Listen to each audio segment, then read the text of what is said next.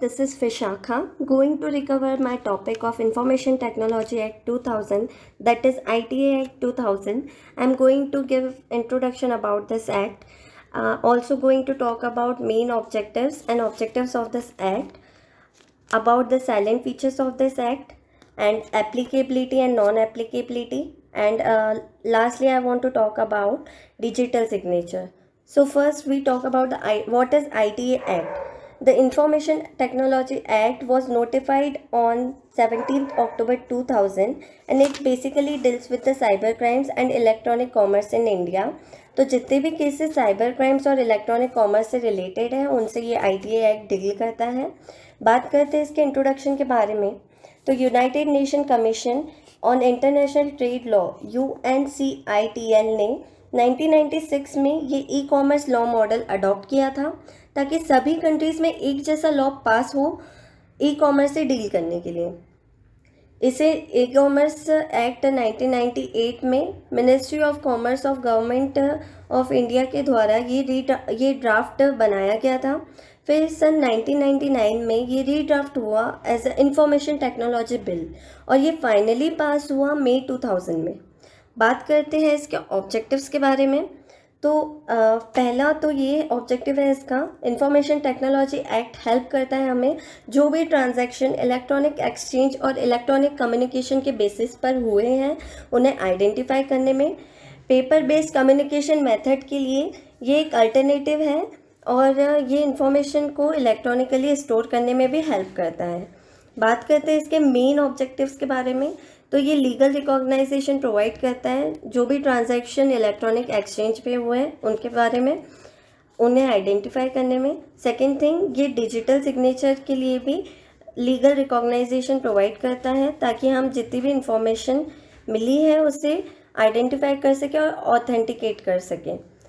Third thing, ये filing of electronic document में help करता है गवर्नमेंट एजेंसीज के साथ.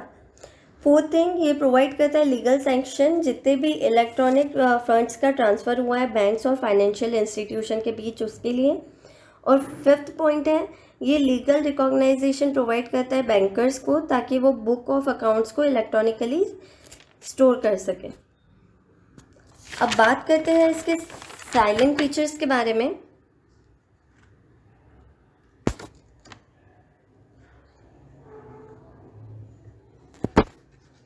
तो इसके साइलेंट फीचर्स के बारे में, जितने भी इलेक्ट्रॉनिक कॉन्ट्रैक्ट्स इलेक्ट्रॉनिक चैनल के थ्रू बने हैं वो सभी लीगली वैलिड है. ये डिजिटल सिग्नेचर को लीगली रिकॉग्नाइज करता है. ये एक सिक्योरिटी मेजर्स है इलेक्ट्रॉनिक रिकॉर्ड्स और डिजिटल सिग्नेचर के लिए. इस एक्ट के अंदर साइबर रेगुलेटरी अपील ट्राइब्यूनल्स को इस्टेब्लिश करने का प्रावधान किया गया है. फिर ये ट्राइब्यूनल्स उन अपील्स को हैंडल करता है जो एडजुडिकेटिंग ऑफिसर्स के अगेंस्ट की गई है. जो भी अपील साइबर अपीलिंग ट्राइब्यूनल्स के अगेंस्ट की जाएगी वो सिर्फ हाई कोर्ट में ही की जाएगी.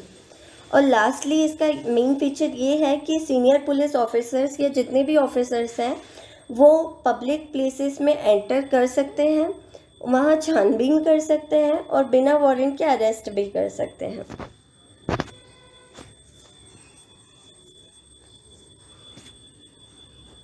About its applicability and non-applicability. So basically applicability में सेक्शन 1(2)(a) के अकॉर्डिंग ये एक्ट जो है वो एंटायर कंट्री में यानी कि होल इंडिया में एक्सटेंड हुआ था और ये जम्मू कश्मीर में भी एक्सटेंड हुआ था. फ़र्क कितना है, जम्मू कश्मीर में ये एक्ट अपने कॉन्स्टिट्यूशन का आर्टिकल 253 के अकॉर्डिंग एक्सटेंड किया गया था, लागू किया गया था. बट इसमें कोई भी सिटीजनशिप इंक्लूड नहीं होती और ये एक्स्ट्रा टेरिटोरियल जुरिस्डिक्शन प्रोवाइड करता है.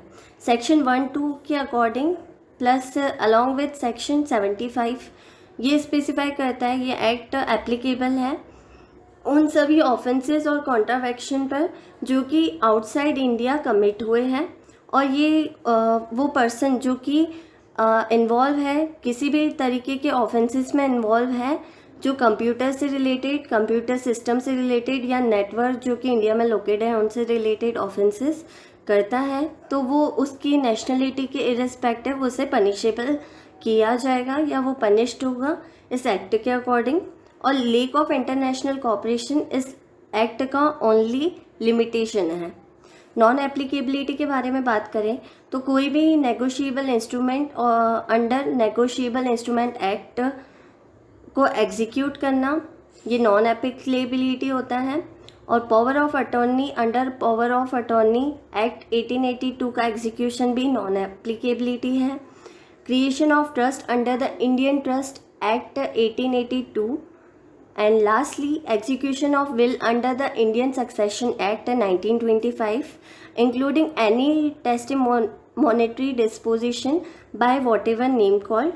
तो मेनली इसमें नेगोशिएबल इंस्ट्रूमेंट का एग्जीक्यूट होना या पावर ऑफ अटॉर्नी का एग्जीक्यूशन या फिर किसी भी ट्रस्ट का बनना इंडियन ट्रस्ट एक्ट के अकॉर्डिंग, ये सब जो है वो नॉन एप्लीकेबल है इस एक्ट के अकॉर्डिंग।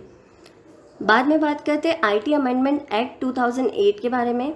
इसे ITAA भी बोला जाता है। ये पार्लियामेंट में प्लेस हुआ था और ये 2008 में पास हुआ था, just after Mumbai terrorist attack which was held on 26 November 2008। The IT amendment act जो है 2008 वो प्रेसिडेंट के असिस्टेंट के द्वारा मिला गया था उसे 5 फरवरी 2009 को, और ये इफ़ेक्टिव हुआ था, ये एक्ट इफ़ेक्टिव तब हुआ था 27 अक्टूबर 2009 में। इसके फीचर्स के बारे में बात करें तो ये मेनली फोकस करता है डेटा प्राइवेसी पर, इंफॉर्मेशन सिक्योरिटी पर, साइबर कैफे को डिफ़ाइन करने में हेल्प करता है। ये सिग्नेचर टेक्नोलॉजी को न्यूट्रल डिजिटल बनाता है। ये रीजनेबल सिक्योरिटी प्रैक्टिसेस को भी फॉलो करता है कॉर्पोरेट एरियाज़ में। ये रोल ऑफ इंटरमीडिएटरीज को भी रीडिफाइन करता है। ये Indian computer emergency response team को रिकॉग्नाइज़ करने में भी, उसके रोल को रिकॉग्नाइज़ करने में हेल्प करता है। ये additional cyber crimes, child pornography और साइबर टेररिज्म भी इसमें आता है, एडिशनल पार्ट होता है। Authorising and inspector to investigate cyber offences, उसमें भी अथॉरिटी प्रोवाइड करने में उन्हें हेल्प करता है उन इंस्पेक्टर को इन्वेस्टिगेट करने में साइबर ऑफेंसेस के लिए। बात करते हैं डिजिटल सिग्नेचर के बारे में। तो डिजिटल सिग्नेचर एक मैथमेटिकल स्कीम है जो कि वेरीफाई करती है ऑथेंटिसिटी को, डिजिटल डॉक्यूमेंट्स और मैसेज को पता लगाने में, ऑथेंटिकेट करने में, उन्हें वेरीफाई करने में। Also a valid digital signature allows the recipient to trust the fact that known sender send the message and it was not altered in transit. मतलब ये रिसीवर को पता लगाने में हेल्प करता है कि ये उन्हीं सेंडर के द्वारा मैसेज भेजा गया है और ये रास्ते में ट्रांजिट स्टेज में चेंज तो नहीं हुआ, अल्टर तो नहीं हुआ। ये इसके मेन फीचर्स हैं। बात करेंगे इसके मेन फीचर्स के बारे में। तो डिजिटल सिग्नेचर के 3 मेन फीचर्स होते हैं: authentication, integrity and non repudiation. Authentication यानी ये कि ये मैसेज ऑथेंटिकेट करने में हेल्प करता है कि ये मैसेज किस सोर्स से भेजा गया है। मेनली जो डिजिटल सर्टिफिकेट होता है वो स्पेसिफिक यूज़र से ही बाउंड होता है। तो सिग्नेचर जो है वो यूज़र को किस यूज़र को सेंड किया गया है वो शो करने में हेल्प करता है। इंटीग्रिटी का मतलब ये होगा कि सेंडर और रिसीवर को ट्रस्ट दिलाने में हेल्प करता है कि जो मैसेज उन्हें उनकी तरफ से भेजा गया है या रिसीवर को रिसीव हुआ है वो रास्ते में अल्टर तो नहीं हुआ। सेम वही मैसेज जो सेंडर ने भेजा था और रिसीवर ने रिसीव किया, क्या वही मैसेज है। नॉन रेपुडिएशन का मतलब ये होगा कि अगर किसी भी डॉक्यूमेंट पे सेंडर का डिजिटल सिग्नेचर प्रेजेंट है तो वो डिनाई नहीं कर सकता कि ये मैसेज उसके द्वारा नहीं भेजा गया है। ये होता है नॉन रेपुडिएशन। अब इसके मेनली 3 सेक्शन है। सेक्शन 21A, सेक्शन 3 और सेक्शन 15 में इसके बारे में बताया गया है। इसकी डिटेल स्टडी में देखा जाए तो सेक्शन 21P के अकॉर्डिंग डिजिटल सिग्नेचर का मतलब होता है authentication of electronic records using an electronic method और procedure in accordance with the provision of section 3। ठीक है।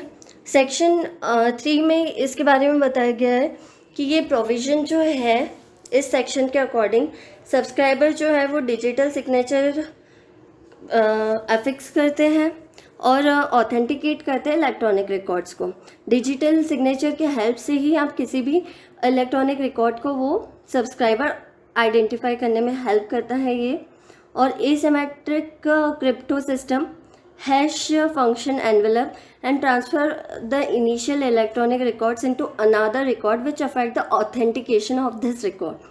So ये बेसिकली सेक्शन 3 का मेन पॉइंट है, ठीक है. और ये किसी भी पर्सन को पोजेशन में हेल्प करता है वेरीफाई करने के लिए, इलेक्ट्रॉनिक रिकॉर्ड्स को आइडेंटिफाई करने के लिए. लास्टली सेक्शन 15 के अकॉर्डिंग डिजिटल सिग्नेचर के बारे में ये बताया गया है.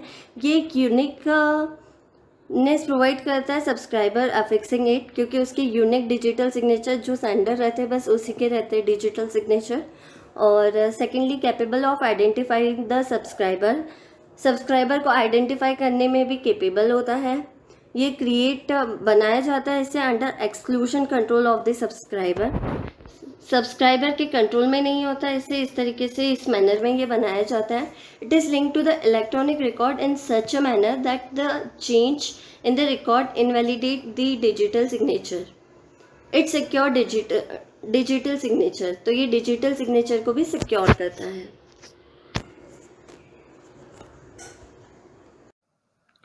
Hello everyone, my name is Varsha Patidar. I am going to continue the presentation with the topic cybercrime and penalties. Cybercrime. Cybercrime is also called computer-oriented crime, is a crime that involves a computer and a network. Cybercrime refers to all activities done with criminal intent in cyberspace. Cyber क्या होता है? कोई सा भी criminal act अगर उसमें computer use हुआ हो या कोई भी इलेक्ट्रॉनिक डिवाइस यूज़ हुई हो with the help of internet, उसे साइबर क्राइम कहते हैं. साइबर क्राइम बेसिकली डिवाइडेड होता है 3 मेजर कैटेगरीज में: cyber crime against person, cyber crime against property, cyber crime against government. First, cybercrime against a person includes various crimes like transmission of child pornography, harassment using emails and cyberstalking, posting and distributing offense materials. First अगर अपन किसी भी person के private part का picture capture करते हैं without permission और consent के, so it's a crime. And other example like transmission of child pornography, ये बिलो 18 चिल्ड्रंस का होता है. कोई भी सेक्सुअल एक्ट के रिलेटेड कोई भी पिक्चर को पब्लिश करना, ट्रांसमिट करना जो सेक्सुअल एक्ट कंटेन करता है, सो वो एक ऑफेंस है. And so that the person will be charged under the section 67B. So that's all are related to cybercrime against person. And second is cybercrime against all form of property. Includes computer trespassing through cyberspace, computer vandalism हो गया, या transmission of harmful programs. Last is unauthorized possession of computer information. इसमें क्या होता है कि किसी भी पर्सन के नेटवर्क या कंप्यूटर सिस्टम का डाटा आप थेफ्ट करते हो, उसमें वायरस या फिर हार्मफुल प्रोग्राम्स ट्रांसफ़र करते हो या अल्टर करते हो, उसके डाटास को डैमेज करते हो, सो ये सारे क्राइम्स इंक्लूडेड होते हैं against the property. Next one, offences and penalties. अपराध एंड दंड. Cyber offenses are the illegal actions which are carried out in a classing manner, where either the computer is the tool or target or both.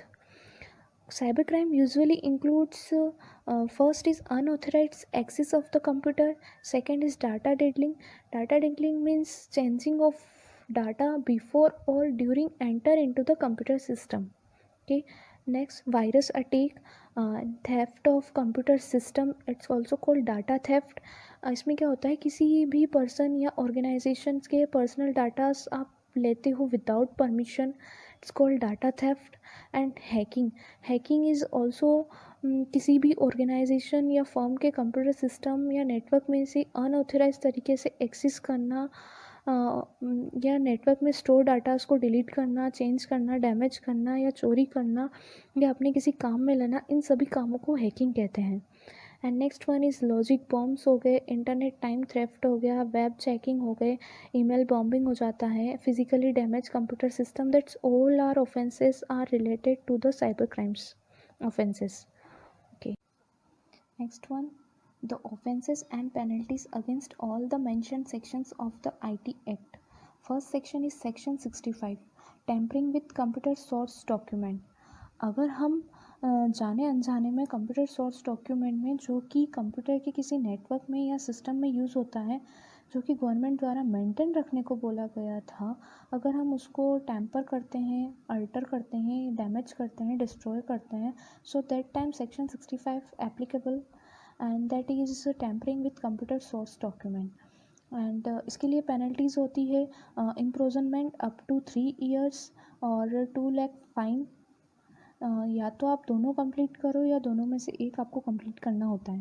Okay, and next section is section 66, hacking with computer source system.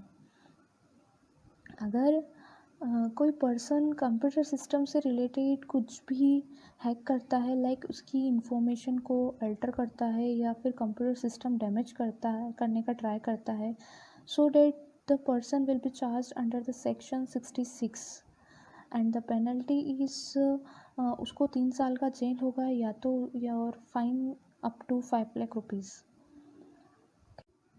Section 66B, receiving stolen computer और communication device.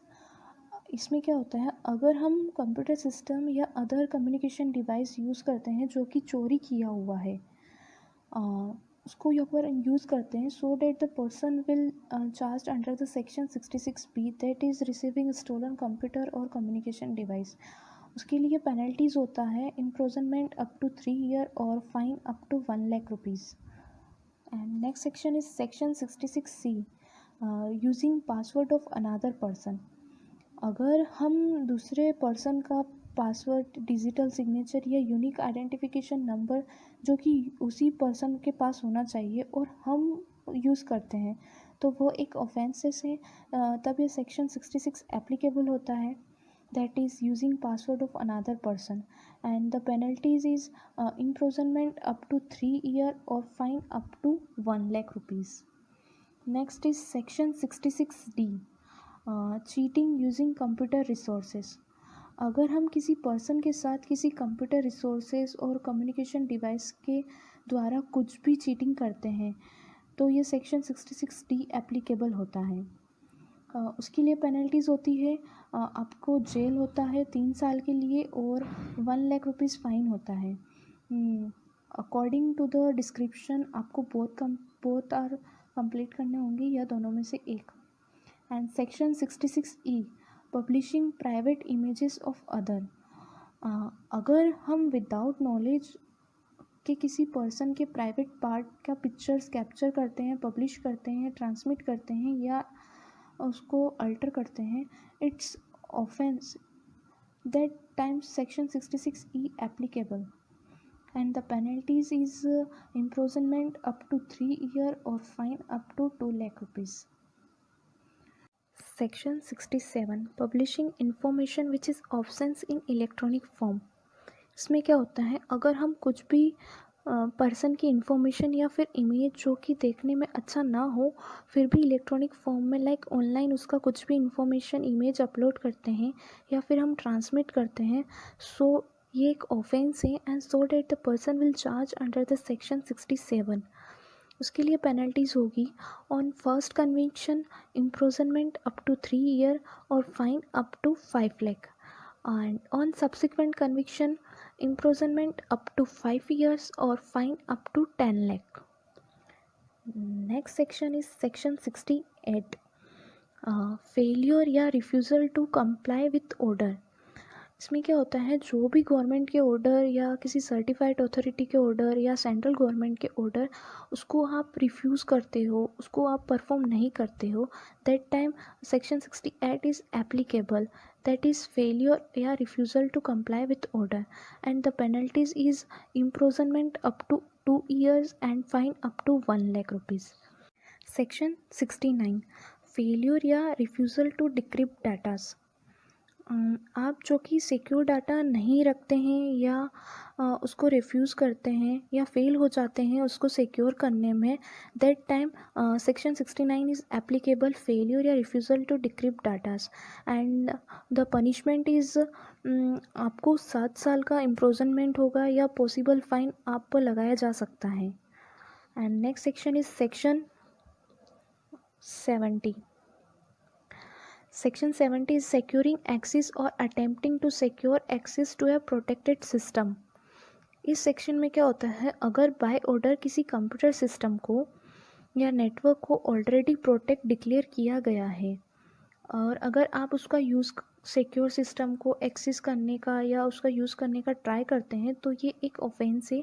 So that the particular person will charge under section 70, that is securing access or attempting to secure access to a protected system, and the penalties is imprisonment up to 1 year or fine up to 1 lakh. Last section 71 misrepresentation. इस section में क्या होता है, अगर किसी भी certified authority को आप लाइसेंस लाने के लिए या डिजिटल सर्टिफिकेशन के लिए अपने डॉक्यूमेंट को मिस रिप्रेजेंट करते हैं तो आप सेक्शन 71 के अंडर चार्ज किए जाते हैं. और सेक्शन 71 की पेनल्टीज़ होती है इम्प्रिजनमेंट अप टू 2 ईयर और fine up to 1 lakh rupees. That's all. Thank you. Hi, my name is Vishakha Patil and I am going to continue the presentation with the topic Intellectual Property Rights. So the very first question that arises to the mind is what is intellectual property right means? Basically, intellectual property rights or IPR are rights that are awarded to creators and owners of works that resulted from human intellectual talent. These works or efforts can be in the scientific, industrial, artistic, and literary domains, which can be in the form of an innovation, an article or a document, a business name, or a suite of software. Naturally, IPR is a wide term which covers patents, geographical indications, trademarks, copyrights and related rights, plant varieties, layout designs of integrated circuits, protection of undisclosed information, and industrial designs. Out of this, we will discuss patent, copyright and trademark in detail. So coming to the Patent Act 1970, the Patent Act 1970 is a landmark in the industrial evolution of India. The main philosophy of the Act is to boost inventions and to assure that these inventions are worked on economical scale without the time delay. Before we proceed to the presentation, let me explain the meaning of the word invention. So the word invention has been defined under the Patent Act from time to time as an invention means any new product or process involving an inventive step and which is capable of industrial application, while the other definition says that it is any invention or technology which has not been foreseen by publication in any document or used in the country or elsewhere in the world before the date of filing of patent application with the complete specification, that is, the subject matter has not fallen in public domain or that it does not form part of the state of the art.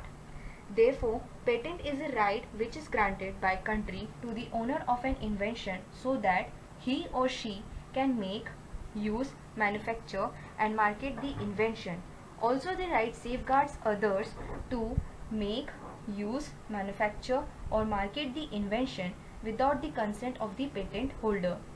Also, there is one thing to be noted that this protection excludes other from making, using or selling an invention for a period of up to 20 years. Now, let us see what are the conditions that is to be satisfied by an invention to be patentable. There are three basic conditions, that is, an invention must be novel, useful and non-obvious. Novelty means anything which has not been disclosed, that is, the invention must not be in existence. Coming to the usefulness, usefulness means the invention must be useful in a genuine manner and it should be useful to the world in a bona fide manner, meaning that the invention must not be used in any illegal work. Non-obviously means anything invention must be an advancement or an improvement, that is not known to the worker of average skills in the technology involved. Now let us see what are the patentable invention under the Patent Act 1970. Anything which is getting manufactured through new art, new process and new manner is patentable. Secondly, machine, apparatus or substances produced by manufacture which include any new and useful improvements can be patentable.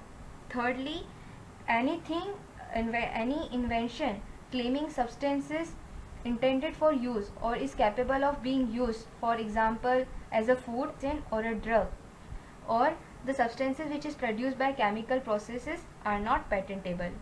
In previous slide, we have learned the condition that is required for invention to be patentable. That is, it should be novel, useful and non-obvious. But still there are certain situations where inventions fails to qualify.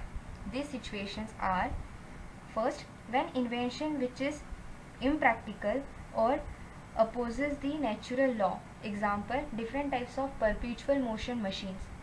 Second, inventions whose primary use is injurious to public health, like for an example the process to prepare the beverages which involve use of carcinogenic substances. Third, discovery of scientific principle or formulation of abstract theory, for example Raman effect. Fourth, discovery of new property or new use of known substances or the mere use of a known process, machine or apparatus unless such a known process results in a new product or employs at least one new reactant. Fifth, any substance obtained by admixture resulting the aggregation of the properties. Sixth, arrangement or rearrangement or duplication of known devices. Seventh, method of agriculture or horticulture. Eighth, any process for medical, surgical, curative or treatment of human being or any process of a similar treatment of animals or plants. 10th, invention relating to atomic energy. This slide represents the flowchart for the registration procedure of patent. Also, this chart shows two different color, that is blue color and white color. Blue color represents the applicant's task, white color represents the patent office's task. Now coming to the steps of the registration procedure. First step represents file a patent application in the Indian Patent Office. Second step, which is optional, means file an early publication request. This helps in expediting the patent examination process. Thirdly, if you file an early publication request, that is patent application will be published by the IPO generally within 1 week from the date of receiving the request. Step 4. If the early publication request is not filed, then the IPO publishes your patent application after 18 months from the priority date. Fifthly, file a request for examination. This request can be filed within 48 months from the priority date.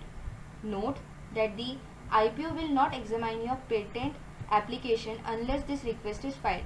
Hence, if you wish to expedite the patent process, the examination request is advised. Step 6. Once the IPO receives your request for examination, the IPO puts your application in queue for examination. Now, if the IPO is of the opinion that your patent application satisfies all the requirements of patentability, then a patent is granted to your invention. On the other hand, for examination of your application, if the IPO is of the opinion that the requirements of patentability are not met, then a first examination report is issued. Now, you will have to respond to the first examination report within 6 months from the date of the FER. However, it is advisable to respond as early as possible. Also, if you have not granted the patent, then you can also appeal it in the Intellectual Property Appellate Board. This slide talks about penalties on violation of patent. First penalty is for contravention of secrecy provisions relating to certain inventions. If any person fails to comply with any secrecy provisions under section 35 or causes to be made an application for the grant of a patent in contravention of section 39 by the controller prohibiting the public or communication of information relating to inventions relevant for defense purpose, he shall be punishable with imprisonment for a term which may extend to 2 years or with fine or both. Second penalty is for falsification of entries in registration. If any person makes false entry in any registration kept under this act, will be punishable with imprisonment for a term which may extend to 2 years, or with fine, or with both. Third penalty is for unauthorized claim or patent rights. If any person falsely represents that any article sold by him is patented in India or is the subject of an application for a patent in India, he shall be punishable with fine which may extend to 1 lakh rupees. Fourth penalty is for wrongful use of word patent office. If any person who presents the place of his business is having any connection with the patent office, or his place of business is officially connected with the patent office, shall be liable to punishment with imprisonment up to 6 months, or with fine, or with both. Fifth penalty is refusal और failure to supply information.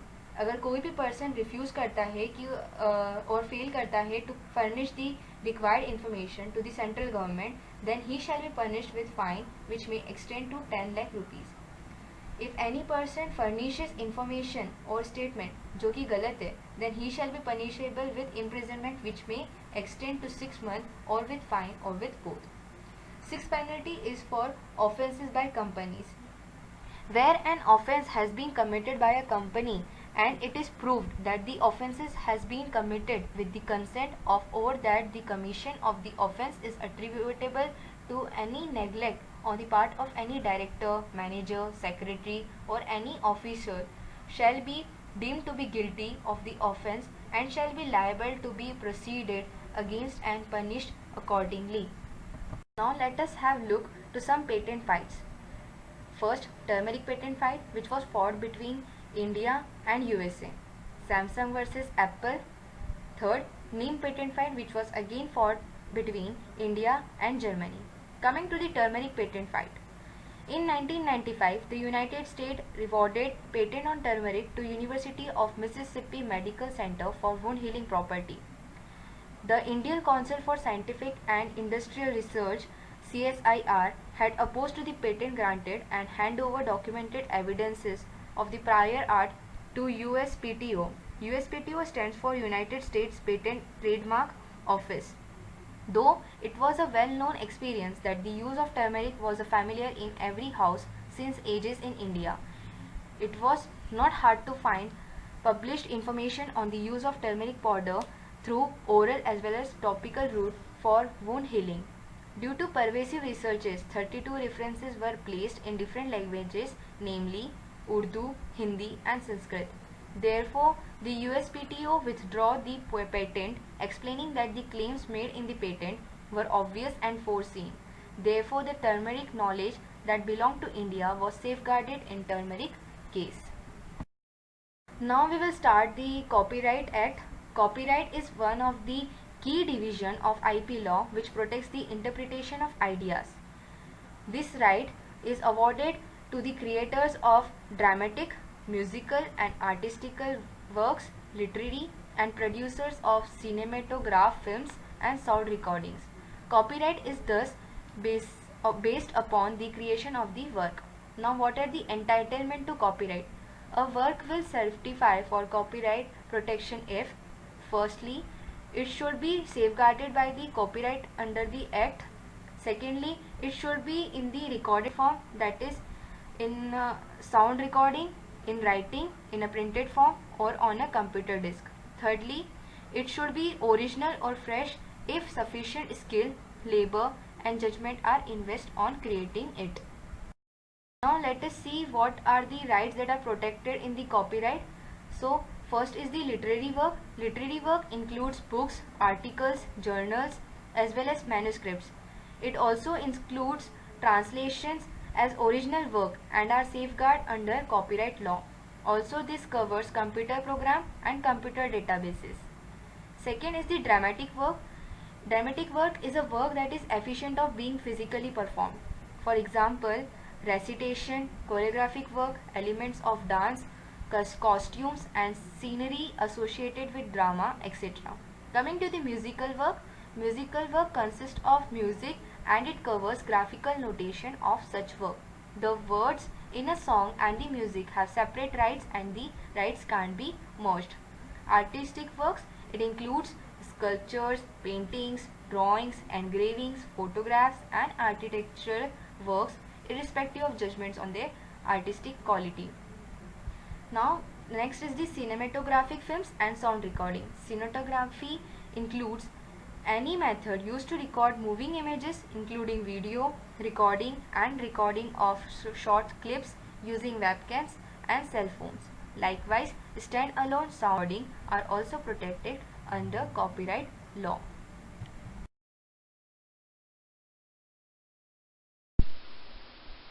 Hello everyone, my name is Babo Solanki and here I will continue the copyright topic after Vishakha Patil. So here I will explain you copyright registration process or workflow.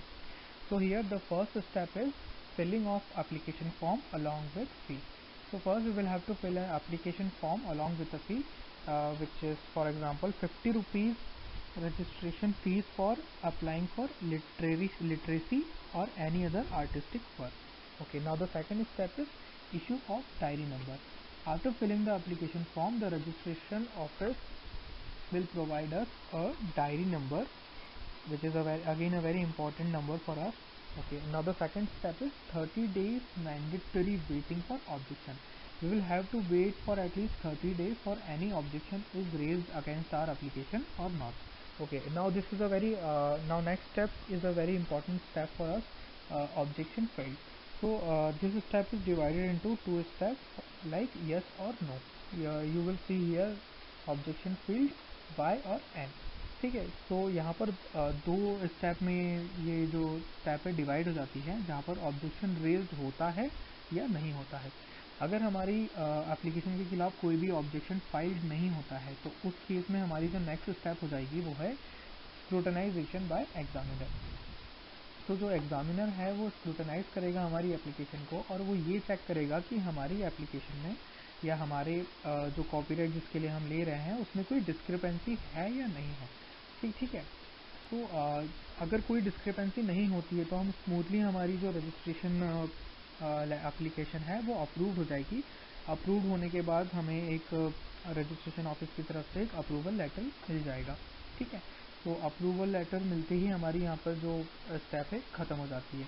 लेकिन for example अगर हमारे जो application है उसके खिलाफ कोई objection file होता है तो हमारे पास राइट हैंड साइड के ऊपर जो स्टेप दी हुई है ऑब्जेक्शन फाइल, यहाँ पर हम देखेंगे कि हमारे खिलाफ कोई ऑब्जेक्शन फाइल्ड हुआ है तो दोनों ही पार्टी को एक लेटर जाएगा रजिस्ट्रेशन ऑफिस की तरफ से जहाँ पर लिखा हुआ है sending letter to both parties. तो हम जो नेक्स्ट स्टेप हो जाती है वो sending letters to the both parties. ठीक है, उसके बाद रिप्लाई फ्रॉम बोथ पार्टीज आ जाएगा. दोनों ही पार्टी अपनी अपनी तरफ से रिप्लाई देगी अपने कि आपने ऑब्जेक्ट क्यों किया है कॉपीराइट के ऊपर. और जो नेक्स्ट स्टेप हो जाएगी वो हियरिंग बाय रजिस्ट्रार. अब दोनों ही पार्टी की हियरिंग होगी रजिस्ट्रार के थ्रू. उसके बाद हमें पता चलेगा कि हमारी जो एप्लीकेशन है वो एक्सेप्ट होती है या रिजेक्ट हो जाती है. इफ़ हमारी एप्लीकेशन वहाँ पे एक्सेप्ट हो जाती है then we will move towards the first step. वापस हमें रजिस्ट्रेशन का अप्रूवल मिल जाएगा and then our registration application is been approved and हमें फिर से लेटर मिल जाएगा जो कि राइट हैंड साइड पर आप देख सकते हैं. यस, यही स्टेप यहाँ से एप्लीकेशन एक्सेप्टेड से कंटिन्यू हो जाएगी. बट इफ़ हमारी एप्लीकेशन यहाँ पर रिजेक्ट हो जाती है तो एप्लीकेशन रिजेक्टेड के यहाँ पर नो आप देख सकते हैं नीचे लिखा हुआ है वहाँ पे एप्लीकेशन रिजेक्टेड हो जाएगी and sending rejection letter to the applicant. Applicant को एक रिजेक्शन लेटर मिल जाएगा. सो यहाँ पे जो ऑब्जेक्शन फाइल्ड वाली जो नो वाली स्टेप है वो यहाँ पर ख़त्म हो जाती है. और इसमें अब एक और केस हो जाता है. For example if our application is accepted then application accepted, यहाँ पर मिडिल वाली जो स्टेप आप देख रहे हैं यहाँ पे एप्लीकेशन एक्सेप्टेड लिखा हुआ है, यहाँ पे एप्लीकेशन एक्सेप्टेड. इफ़ हमारी एप्लीकेशन एक्सेप्टेड हो जाती है then again we will move towards the scrutinization by examiner. Examiner will scrutinize our application form and he will check the discrepancy if there is any discrepancy or not. Then अगर हमारे खिलाफ कोई discrepancy नहीं होती है, तो जो हम फर्स्ट स्टेप में हम देख रहे थे कि डिस्क्रिपेंसी के बाद हमारी जो रजिस्ट्रेशन है वो अप्रूव हो जाता है एंड हमें अप्रूवल लेटर मिल जाता है, वही स्टेप रिपीट हो जाएगी। बट इफ़ डिस्क्रिपेंसी मिलती है या डिस्क्रिपेंसी फाउंड, तो आप राइट में देखिए यहाँ पर डिस्क्रिपेंसी फाउंड लिखा हुआ है। If there is any discrepancy then discrepancy letter issued to applicant, applicant के लिए के खिलाफ एक डिस्क्रिपेंसी लेटर इशू हो जाएगा एंड उस लेटर का हमें रिप्लाई देना होगा for reply from applicant. Applicant का रिप्लाई आने के बाद hearing by registrar due to rejection, hearing by registrar, यहाँ पर रजिस्ट्रार की फिर से हियरिंग होगी रिजेक्शन के लिए। एंड अगर यहाँ से हमारा जो एप्लीकेशन है वो फिर से अप्रूव हो जाती है, देन यहाँ पर जो नीचे यस की साइड जो स्टेप दी हुई है वही स्टेप यहाँ पे रिपीट हो जाएगी। तो इसी तरह 3 स्टेप में ये रजिस्ट्रेशन प्रोसेस जो है वो फॉलो होती है और तीनों ही डिफरेंट केसेस में हम डिफरेंट स्टेप फॉलो करते हैं। तो यहाँ पे कॉपीराइट रजिस्ट्रेशन प्रोसेस जो है खत्म होती है। Now we will move towards the next slide. Okay, our next topic is major penalties in Copyright Act. The major penalties of Copyright Act is mentioned in section 63, which is offense of infringement of copyright or other rights conferred by this act. Any person who knowingly infringes or abets the infringement of the copyright in a work or any other right conferred by this act. Okay. अब कोई भी person knowingly अगर infringement of copyright act अगर करता है तो ये एक पेनिशेबल ऑफेंस है, जिसमें मिनिमम 6 मंथ की इम्प्रिजनमेंट हो सकती है, जो कि एक्सटेंडेड है up to 3 years with a fine which is 50,000 and extended to 2 lakh rupees. So that's again a very important part for our topic, which is penalty of Copyright Act in section 63. Okay, now we will move towards the next slide. Trademark Act. This act may called the Trademark Act 1999 and it is extended to the whole of India. ये जो act है 1999 में Indian government द्वारा बनाया गया था and ये जो एक्ट है पूरे इंडिया में लागू है, सारे स्टेट्स और यूनियन टेरिटरीज में सभी में ये एक्ट लागू होता है। Definition of trademark. Okay, definition of trademark is defined under section 2 of Trademark Act 1999, which states that trademark means a mark capable of being represented graphically and which is capable of distinguishing the goods or services of one person from those of others and may include shape of goods, their packing and combination of colors. Okay, trademark की definition से हम trademark क्या होता है वो easily describe कर सकते हैं। जैसे कि ट्रेडमार्क एक मार्क होता है जो एक कंपनी के गुड्स एंड सर्विसेज को दूसरी कंपनी के गुड्स एंड सर्विसेज से डिफरेंशिएट करता है। ठीक है, for example BMW and Mercedes दोनों ही कंपनियां कार मैन्युफैक्चरिंग कंपनीज हैं, दोनों के ही लोगों से हम डिफरेंशिएट कर सकते हैं कि कौन सी कंपनी की कार किसकी है। जैसे कि BMW का लोगो देख के हम बता सकते हैं कि ये BMW की कार है एंड मर्सिडीज़ के लोगो से हम बता सकते हैं कि ये मर्सिडीज़ की कार है। तो जो लोगो हैं वो डिफरेंशिएट करने के लिए काफ़ी है। जो लोगोज हैं दोनों ही कार कंपनी के वो एक ट्रेडमार्क की तरह काम करते हैं। ठीक है, अब मार्क होता क्या है? तो मार्क की डेफिनेशन भी सेक्शन 2 में दी हुई है। तो mark is defined as a device, brand, heading, label, ticket, name, signature, word, letter, numeral, shape of goods, packing और कॉम्बिनेशन ऑफ कलर्स और एनी सच कॉम्बिनेशन। मतलब कि कोई भी शेप ऑफ गुड्स, पैकिंग और कॉम्बिनेशन ऑफ कलर्स, कोई भी word या लेटर एक मार्क की तरह काम करते हैं। फॉर एग्जांपल फ्लिपकार्ट का जो लोगो है वो येलो कलर का ऐप होता है। सो ऐप इज़ अल्फ़ाबेट। ठीक है, सो हम येलो कलर के ऐप को देख के बता सकते हैं कि ये फ्लिपकार्ट का लोगो है। ठीक है, सो जो ऐप है वो रिप्रेजेंट करता है फ्लिपकार्ट कंपनी को। ठीक है, तो मार्क कुछ भी हो सकता है। फॉर एग्जांपल ए लेटर जो है वो अमेज़ॉन कंपनी को रिप्रेजेंट करने के लिए होता है। ठीक है, तो हम ए मार्क को देख के इजीली डिफरेंशिएट कर सकते हैं कि ये एक अमेज़ॉन कंपनी का लोगो है।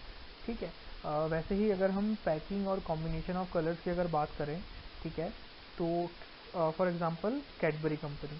जैसे ही मैं कैडबरी कंपनी का नाम लेता हूँ तो आपके दिमाग में एक पर्पल कलर का चॉकलेट का पैकेट आएगा विच represents a Cadbury brand. Okay, अगर मैं कैडबरी ब्रांड बोल रहा हूँ या कैडबरी ब्रांड बोल रहा हूँ तो आपके दिमाग में पर्पल कलर का चॉकलेट का पैकेट आएगा, ना कि रेड कलर का। सो दैट जो पर्पल कलर की पैकिंग है वो रिप्रेजेंट करती है कैडबरी ब्रांड को। So that purple colour packing is a trademark for Cadbury company. Okay, now we will move towards the next slide. Okay, now here some other definitions are given, but due to shortage of time we will skip this part, and now we will discuss registration of trademark. So in section 18 the registration process of trademark is mentioned. So I will explain you this with the help of a flow diagram. Registration process for trademark.